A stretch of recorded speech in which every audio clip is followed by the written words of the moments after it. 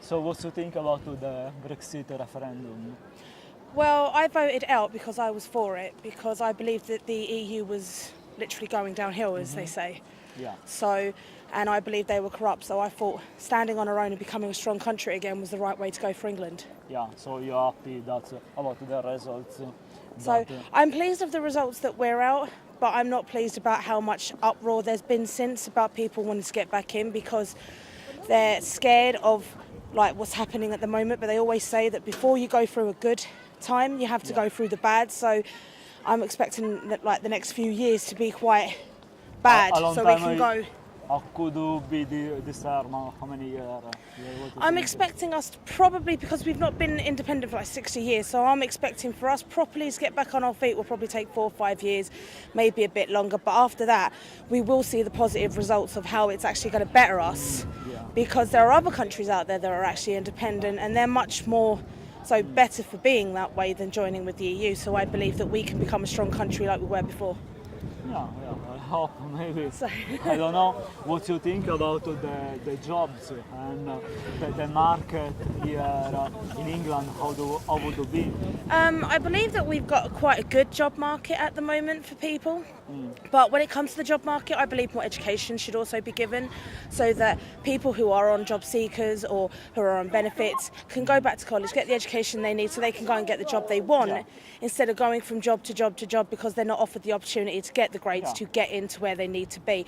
Because I believe that's what's the problem in England, the lack of education that's not been offered, especially for people like I'm 30, so 33 this year, and at the moment I'm on ESA. But when I was on job seekers, I did go to the job centre and actually put through that if they sent people for the education for the jobs they wanted, then the jobs would last longer term instead of being short term and then sent back to the job centre. So spending out money for education is more important, I believe, because you can get them into the job they want permanently instead of them constantly recurring back. As you know, they are cutting lots of money, especially because of the results, because of the economy has gone down a little bit.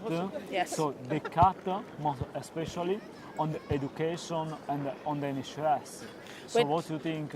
I believe that was the wrong place to cut the most money from. I believe there are other areas in the UK that could have cut like a little money here, a little money there, because the youth is the next generation of today. So we need to educate them so they can go ahead and actually educate the rest of the generations. You think that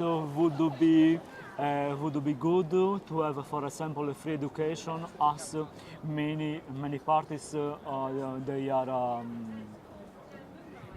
proposing that to have a free, for example, free university, free high school. I do believe that that would be a very good thing to do, because I've noticed that when a lot of kids get up to university, the amount of loans they have to take out is ridiculous, and they spend like 20-25 years of their life paying that back. So you're constantly in debt until you're at least over the age of 40-45, which is not fair for most young people just because they want an education and get a decent job. About, for example, the NHS, what do you think those cuts? I think that the budget cuts on the NHS was completely the wrong way to go. I mean, we've got people who are going in by, if I read correctly, it was 1.5 thousand so at least a month by going in to the NHS for care and support and whatever else they needed. So cutting funds there so you can't give the right kind of care.